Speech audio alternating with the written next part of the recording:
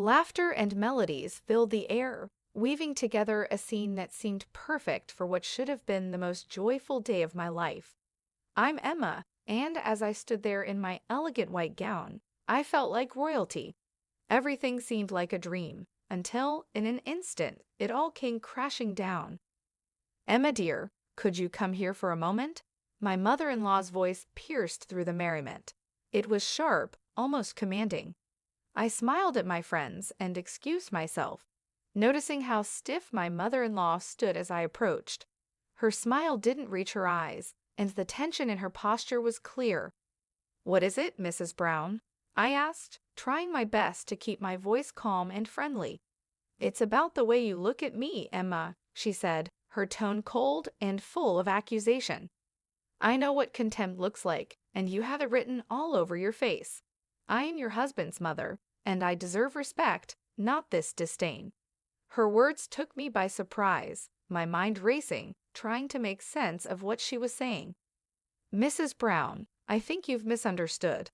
I have nothing but respect for you," I replied, feeling a wave of confusion wash over me. "Respect? Ha!" she scoffed, her eyes narrowing. "I see the way you roll your eyes at me, the sighs when I speak. You think I don't notice? You've even turned my son against me." Her voice was getting louder, and I could feel the eyes of nearby guests starting to turn toward us. I struggled to keep my composure. Before I could respond, Lucas, my husband, appeared by our side, his brow furrowed with concern. "Mom, what's going on here?" he asked, looking between the two of us. "Your wife, Lucas, she's been nothing but disrespectful to me," Mrs. Brown said, her voice trembling with emotion. "She's been looking down on me, and today of all days, she's been the worst." Tears welled up in her eyes as she clutched Lucas's arm. "Emma, is this true?" Lucas asked, his face filled with a mix of disbelief and confusion, his gaze searching mine, waiting for an answer. "No, it's not true," I replied, my voice firm but calm. "I've done nothing to disrespect her. She's lying." "Lucas, I'm your mother. Would I lie to you?" Mrs. Brown cried, her grip on his arm tightening. Tears now streamed down her face, adding to the drama unfolding in front of everyone. For a moment, the world seemed to slow down as Lucas's face changed from concern to anger. Without warning, he reached down, took off his shoe, and in one swift motion, struck me on the head. The sound echoed in the now silent room, and I stood frozen, my hand instinctively rising to my stinging scalp. The guests around us gasped in shock, but no one moved. I felt a mix of emotions, hurt, betrayal, and anger, all swirling inside me. I wasn't sure what to say or even how to react. "How could you?" I whispered, though I wasn't directing the question to anyone in particular. I wasn't just asking Lucas or his mother, but the entire universe, as if searching for an explanation for this nightmare I had walked into. Lucas, realizing what he had done, stammered, "Emma, I didn't mean it. I was just," but I didn't let him finish. "No," I said, my voice firm and steady despite the storm brewing inside me. "You've shown me exactly who you are." The pain of being hit was nothing compared to the pain of realizing the man I had just married was capable of this. I turned away from them both, knowing this moment had changed everything. I faced the guests, most of whom were still staring in stunned silence. "I'm sorry you had to witness this," I said, my voice calm, though my heart raced. "Please continue to enjoy the celebration. I need a moment alone." Without waiting for a response, I walked out of the room. The music had stopped, and the laughter had died down. The world outside seemed so different now, the joy and excitement of the day a distant memory. I found a quiet corner away from the noise and chaos, my mind racing with thoughts of what had just happened. How had everything fallen apart so quickly? Just moments ago, I had been filled with happiness, believing I was beginning a new chapter of my life. And now, I felt like my entire world had been turned upside down. My mother-in-law's accusations, Lucas's assault, the judgmental stares of the guests, it was all too much to bear. I needed time to think, to process everything. Could I really continue with this marriage after what had just happened? Could I trust Lucas again? The questions weighed heavily on my mind as I stood there, feeling lost and unsure of what to do next. But one thing was clear: my life had changed, and there was no going back. The perfect day I had imagined was gone, replaced by something darker and more painful. What I had to do now was figure out how to move forward, even if that meant doing it alone. I walked away from the crowd, and as soon as I did, I could hear the whispers start behind me. But I refused to let them affect me. I kept my head held high, knowing that this was not the end for me. Instead, it was the beginning of something new. My mind started racing, forming a plan. I wasn't going to let this humiliation go unanswered. Once I reached the privacy of the bridal suite, I allowed myself to finally feel the emotions I had been holding back. Tears streamed down my face, but they weren't just tears of pain. They were also tears of determination. This moment wouldn't break me. I would not be a victim. I would rise above this and become a victor. My resolve was stronger than ever. After everything that had happened, I knew that I had to take action. I couldn't let them get away with it. The first step in my plan was to gather proof, undeniable evidence of the way Lucas and his mother had treated me. I decided to hire a private investigator to help me. Mr. Harris was known for being discreet and effective, just the person I needed for this delicate situation. "Mr. Harris, I need your help," I said when I called him. "My husband, Lucas, and his mother haven't exactly been kind to me. I need evidence of their behavior." "What kind of evidence are we looking for?" Mr. Harris asked, his voice calm and professional. "Anything that shows a pattern," I explained. "Emotional, financial, or even legal abuse. Anything that can prove what they've been doing." "Understood," he replied. "I'll start with surveillance and a background check. I'll dig into their pasts, finances, everything. You'll get what you need." With Mr. Harris on my side, I felt like I was finally taking control. I began recording every interaction I had with Lucas and his mother, every phone call, every conversation. I needed all the evidence I could gather. I wasn't going to leave anything to chance. In the midst of all this chaos, my best friend Sophie became my biggest source of comfort and support. She had been there for me through everything. "Sophie, I don't know how I would get through this without you," I confessed one day when things felt especially overwhelming. "You don't have to go through this alone," she reassured me. "I'm here for you always. So what's the plan?" "I'm collecting evidence," I said, explaining my plan to her. "Mr. Harris is helping too. I want to expose Lucas and his mother for who they really are." Sophie looked at me with concern. "Be careful, Emma," she warned. "They're not going to see this coming, and when they do, they'll be furious." "I know," I nodded, "but I can't let them get away with this." Over the next few weeks, the evidence I collected started to build up. It was clear from the phone calls that Lucas's tone was often aggressive and demeaning. The financial records Mr. Harris uncovered revealed just how much control Mrs. Brown had over his assets. Some of the transactions we found were questionable, hinting at possible fraud. The more we uncovered, the more disturbing the picture became. One evening, Sophie and I sat down together to review all the findings. As we combed through the documents, something jumped out at us. "Look at this, Sophie," I said, pointing to a series of bank statements. "They're moving large sums of money, but where is it all going?" "And these emails," Sophie added, scanning through them.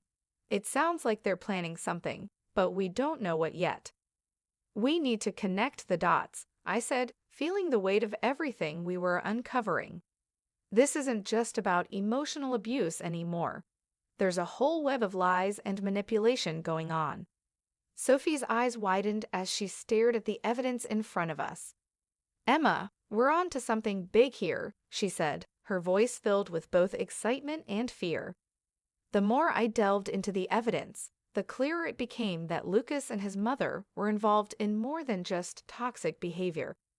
This went beyond their mistreatment of me. They were hiding something much bigger, something possibly illegal. I could feel the truth slowly unraveling, and I was determined to see this through to the end. As the days passed, I became more focused on my goal. I wasn't just collecting evidence for myself anymore. I was uncovering a story of deceit and manipulation that needed to be exposed. Lucas and his mother had spent years weaving this web of lies, but now I had the power to tear it all apart. There was still much to be done, but I was no longer the helpless bride they had tried to humiliate. I was stronger than they had ever realized, and soon the truth would come to light. This wasn't just about getting justice for myself. It was about making sure they faced the consequences of their actions. I wasn't sure how things would end, but one thing was clear. I was ready to fight, and I wasn't going to back down. The whispers of that day were nothing compared to the roar of truth that was about to come crashing down on them. I would no longer be a victim of their games. I would be the one in control. I started to piece it all together, looking over the documents again, and I realized something shocking. "I think they're embezzling funds from Lucas's company," I said to Sophie, my voice barely above a whisper. "These documents, they're incriminating." Sophie looked at me, her face serious. "Emma, this is really serious. You need to be careful. They won't take kindly to being exposed." "I know," I said, feeling a mix of fear and determination. "But I can't back down. Not now. There's too much at stake." The evidence wasn't just about how cruel they had been to me. It was more than that. It pointed to serious criminal activity. I had everything I needed to make a move, and it was time to come up with a plan to bring them to justice. It was also time to take back control of my life. "Sophie," I said, feeling the weight of my decision, "I'm going to expose them publicly." Sophie hesitated for a moment, knowing the risk involved. "Emma, that's risky. You're playing with fire, but if anyone can do it, it's you."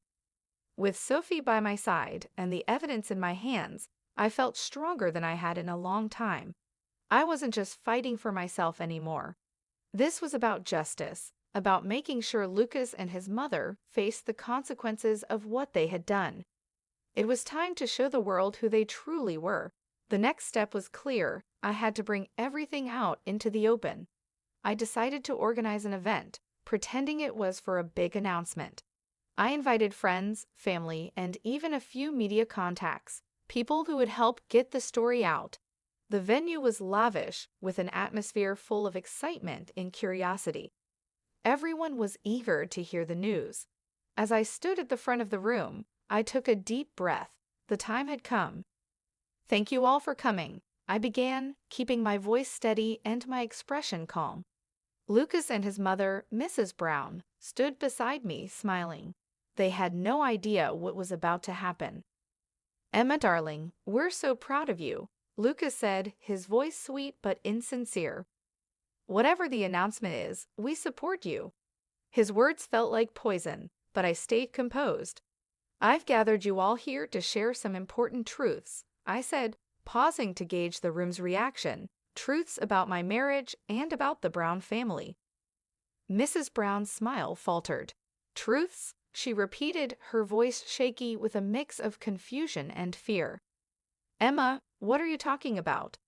"I'm talking about the abuse, the lies, and the illegal activities that have been going on behind the scenes," I said, my voice growing stronger with each word. The room went silent. The tension was thick, and all eyes were on me. "Emma, have you lost your mind?" Lucas's face turned red, his anger barely under control. "Quite the opposite, Lucas," I said calmly. "I've never been more sane, and I've never been more sure of what I need to do." I gestured to the screen behind me. "Exhibit A," I announced as a video started playing. It was a recording of one of our many heated, abusive conversations. The crowd gasped as they heard Lucas's voice, full of anger and cruelty. The murmurs grew louder, and I saw Mrs. Brown's face go pale. Her hands started to tremble. "This is just the beginning," I said, holding up a folder filled with documents.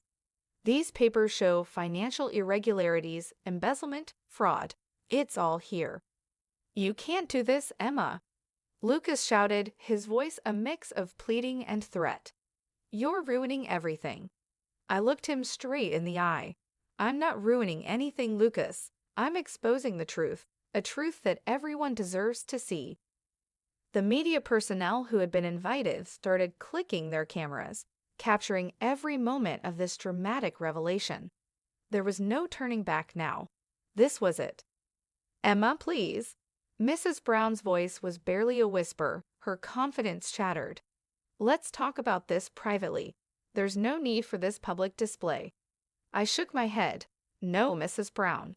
No more private discussions. The time for hiding is over." As I continued to show more evidence, the reactions in the room varied. Some guests looked shocked, others shook their heads in disbelief. There were whispers and murmurs among the crowd, but no one could deny what they were seeing. Lucas and Mrs. Brown stood frozen, their masks of respectability slipping away, revealing the truth beneath. "This is my story," I said, addressing the room. "A story of surviving abuse and standing up against injustice. I refuse to be a victim any longer." The event ended in a flurry of activity. Reporters swarmed around me, asking questions, while many guests approached to offer words of support and admiration. I had done it. I had exposed the truth, standing strong and maintaining my composure through it all. It was a moment of triumph, a moment where I finally reclaimed my power and my voice. But this wasn't the end. The courtroom was the next step, the place where everything would come to a final conclusion. As I sat in that stark, imposing room, a mix of nervousness and determination washed over me. My lawyer sat beside me, ready to fight for justice. This was the final act of my journey, and I was ready to see it through to the very end. I couldn't help but notice how uneasy Lucas and Mrs. Brown looked across the courtroom. Their once confident faces were now filled with anxiety as the trial began. "Your Honor, we are here to present the case against Lucas and Mrs. Brown," my lawyer said, his voice steady and strong. "This isn't just about a divorce. It's about years of emotional and financial abuse that Emma has endured." Lucas leaned toward me from across the room, whispering, "Emma, you can't win this. You're going too far." I met his gaze, my voice calm but firm. "This isn't about winning, Lucas. It's about justice. It's about showing everyone who you truly are." The trial moved forward, and my lawyer presented the evidence with precision. There were the recordings of Lucas's cruel words, the financial documents revealing their manipulation, and all the proof that painted a clear picture of the painful life I had lived. Each piece of evidence was undeniable. "Your Honor, as you can see, the evidence is overwhelming," my lawyer continued. "We are not only seeking the divorce, but also legal action for the wrongs that have been committed against my client." Mrs. Brown, clearly rattled, tried to defend herself. "Your Honor, this is all just a misunderstanding. Emma is exaggerating," she stammered, her voice weak even to her own ears. I looked straight at her, my words steady and direct. "Exaggerating? The evidence speaks for itself. You can't hide from the truth anymore." The judge listened carefully, reviewing all the evidence and testimonies presented. After what felt like an eternity, she finally made her ruling. "In light of the overwhelming evidence, I grant the divorce and order legal action against both Lucas and Mrs. Brown for their conduct." As the gavel struck, a wave of relief and vindication washed over me. It was over. I had stood up to them, fought for justice, and emerged victorious. The long, painful chapter of my life was finally closed. With the legal battles behind me, I knew it was time to start a new chapter, one focused on healing and rebuilding. I found a small, peaceful home in the countryside, a world away from the chaos and drama of my past. The quiet and beauty of the place were just what I needed. Sitting on the porch of my new home with a warm cup of tea in my hands, I gazed at the serene view before me. The trees gently swayed in the breeze, birds chirped in the distance, and the sun shone softly. For the first time in what felt like forever, I felt a sense of peace wash over me. This was a fresh start, a life free from lies, manipulation, and pain. My journey had been difficult, but it had been worth it. I hadn't just survived, I had triumphed. I had found my inner strength, reclaimed my voice, and now I was free. As the sun began to set, casting a warm glow over the horizon, I smiled to myself. I was exactly where I was meant to be. The future was uncertain, but it was mine to shape, a future filled with hope, healing, and happiness. This was my story of triumph, the story of a woman who refused to be silenced. I had stood tall against all odds, and now I was living a life of freedom and peace.